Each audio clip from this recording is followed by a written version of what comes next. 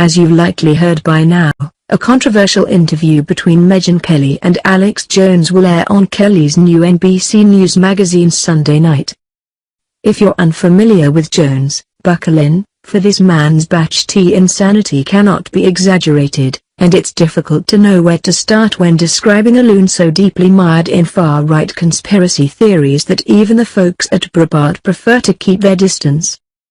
It's unfortunate that there's not an app, that we know of, that lets you find the nearest flacker or bath salts dealer in your neighborhood, because just hanging out outside and conducting exit interviews with some of the patrons would give you a good idea of Jones' belief system. Jones espouses the usual nutjob conspiracy theories: 9/11 was an inside job, global warming is a Chinese hoax, we're all basically living in the Matrix thanks to global, George Soros-funded network of blue pill munching cucks, etc. But he also takes his escape mental patient routine several steps further with some beliefs that are just kiss his fingertips like an Italian chef deliciously bonkers.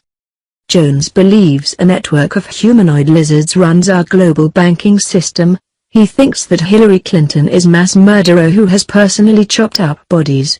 He's a proponent of the debunked Pizzagate child sex ring theory, in which he also believes Clinton is involved, and most disgustingly of all, Jones believes the 2012 Sandy Hook massacre was faked in order to put pressure on anti-gun control lobbyists. Yes, Jones looks at the grieving parents of 26 and 7-year-old children who were murdered in their classroom and believes they're faking it as part of a left-wing plot to cripple the NRA. It's a revolting belief that sent even some of Jones' most unhinged followers scrambling for saner pastures.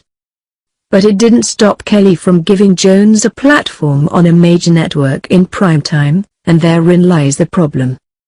Already Kelly has lost advertisers and been fired from a speaking engagement at a benefit for Sandy Hook families. And it doesn't look as though the backlash will be letting up anytime soon. Part of the problem is that Kelly doesn't seem to have done her research on Jones.